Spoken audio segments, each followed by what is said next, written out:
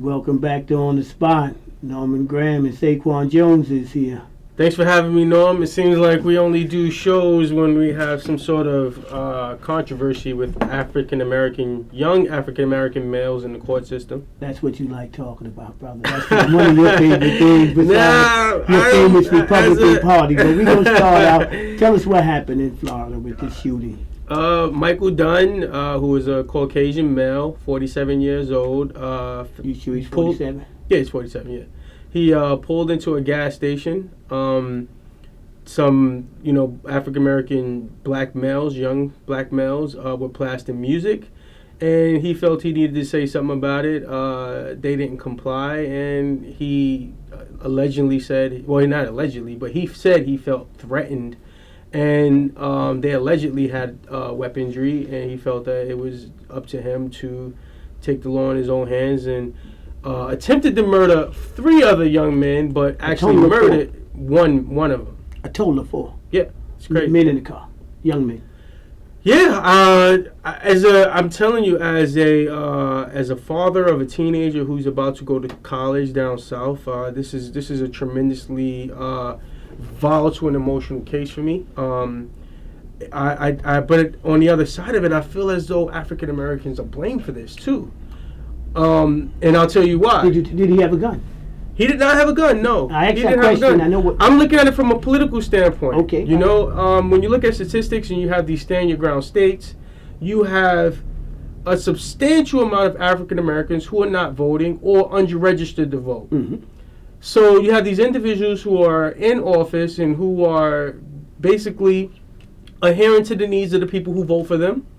And then they are passing these laws. And then as African Americans, we are always reactive and not being proactive in the political process, which stops us from having these laws either help us as opposed to hinder us. Well, in a case, the George Zimmerman case, for example, it was cited that the law, the stand your ground law, actually helped people of color more than it did whites. But on a self-defense level. Okay. I mean, I can see from a fundamental level how that actually can be thought upon. Okay. But on a different level, a real life boots on the ground level where cops have, certain prejudices, other ethnicities have certain prejudices, including African Americans and Hispanics or whatever ethnicities you want to having certain prejudices. That's where it comes into play. And my son, who has gotten academic scholarships to every school that he's applied for, is going to go down there and basically not be separated from the people who they look at on TV as actual thugs. Michael Dunn shot at him 9 times. 9? Yeah, he shot at the cop. And he didn't even call the police until the next morning. Yeah. He went home and slept fine. Yes. And that's why I say that I feel as though the potential is that we as African Americans are just as fault at this as Michael Dunn. The stereotypes we allow to consistently define us, as well as our limited participation in the political process. Because that's at the end of the day... the political process and the connection with the shooting.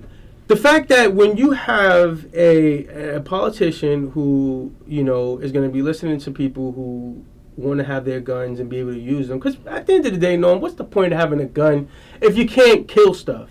It's personal protection. Nah, it's not personal protection. It's if you're gonna have a gun, I want to be able to shoot stuff. You understand? Like, there's no point in having it. No. And then the power that's associated with the firearm overtakes you. You're not utilizing the weapon. You're not killing anything. So then psychologically it becomes different. Let's stay focused. This case here. Yeah. He shot 9 times. He did not get convicted of murdering Jordan Davis. Yes, I couldn't get it out. He didn't get convicted of that. He got convicted of shooting at the 3 other people. Yeah. They're all in the same vehicle. Yeah. I mean, at the end of the day... Florida is upset again. At the end of the day, if you are a black male, 2 things should happen. You should never go any place by yourself, because if you get killed, then But he tried to kill all of us. Yeah, he tried to kill everybody. But if I'm thinking about this logically, as you're a black male, you should never go any place by yourself, or you should be the one who's killing first. But why? Because dead men can never tell a tale. Why is it that white America keeps feel threatened? This kid wore about 150 pounds. 160 pounds. He was a very slim kid. Why is it that every time something happens, white America say, I felt threatened?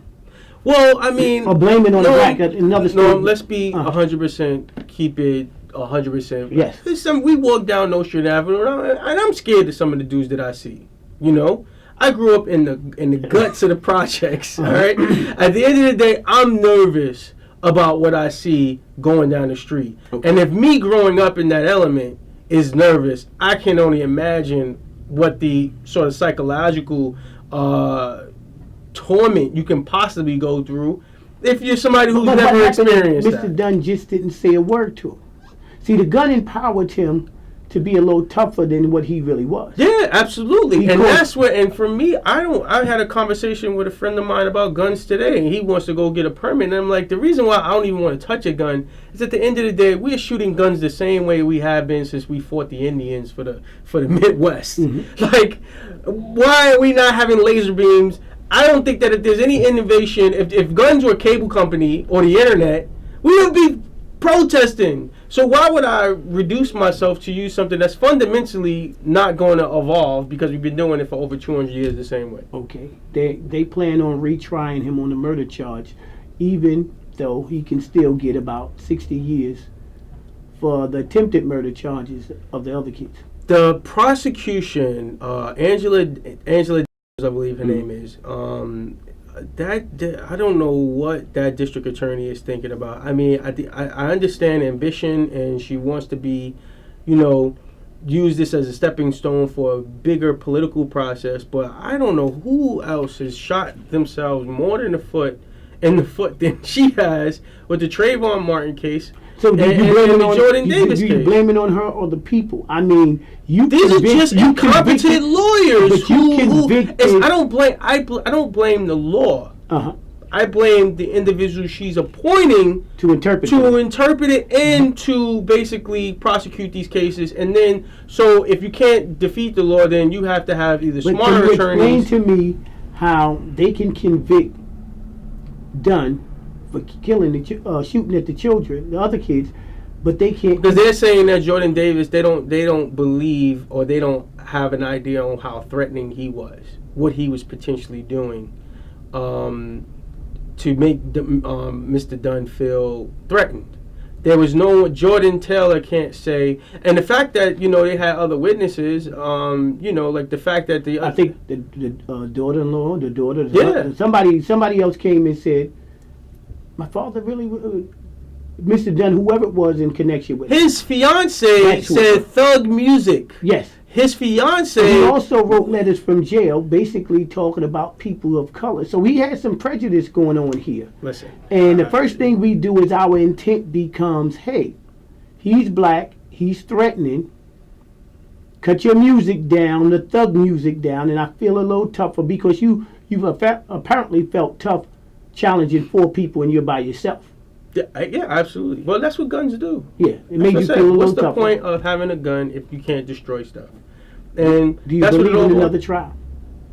I do believe in another trial. I mean, justice should be served to the family, to the Davis family at the end of the day. But what I don't want to happen is that we are going to start to become desensitized to black deaths of young males. The same way we are desensitized to the deaths of black males in Chicago, Watts. That's where Brooklyn. I was going to touch on. This is why subjects like this I don't like getting involved in. Because I mean, there's no way for them to differentiate the difference. You understand? I believe, and then we have sons who we've raised to be upstanding citizens, and they're not differentiating those individuals. There's good kids out here that's doing absolutely nothing. And then you'll get a prosecutor that will paint a picture of no matter what your child is a thug. Yeah, absolutely. I mean, they did it to Richard Sherman. They did it to Richard Sherman. No matter what you do, until he had to articulate that he's far from being a thug. Yeah, graduated from Stanford. Yeah. But we're gonna wrap this up. People of color, young kids, young black kids can be a threat to anybody. It's easy to become a threat to white America because and it's hard to say what do we do. I don't want to define it as white America. It's just. But we're not really hearing that. Okay, you got out your car and I killed you. I shot you because it's not news. So if that happens, people of color, you don't hear about it in the first place. So as a father, we have to teach our kids what lessons do we keep coming up with? The only one I can say is What do we keep it to the 60s. Don't look at anybody in the eye, and you just you can't do anything now. You can't go. You get Arizona iced tea. You can't buy one of them. Mm-hmm. Can't get Skittles. Now I can't play music. I know. I'm. And they keep talking about as rap a music. black It's male thug, father, it's thug I music. am scared to death. Yes, rap music is thug music, but more whites buy rap than people of color. All right. And at the concert, they're in the front. Yeah. We'll be back.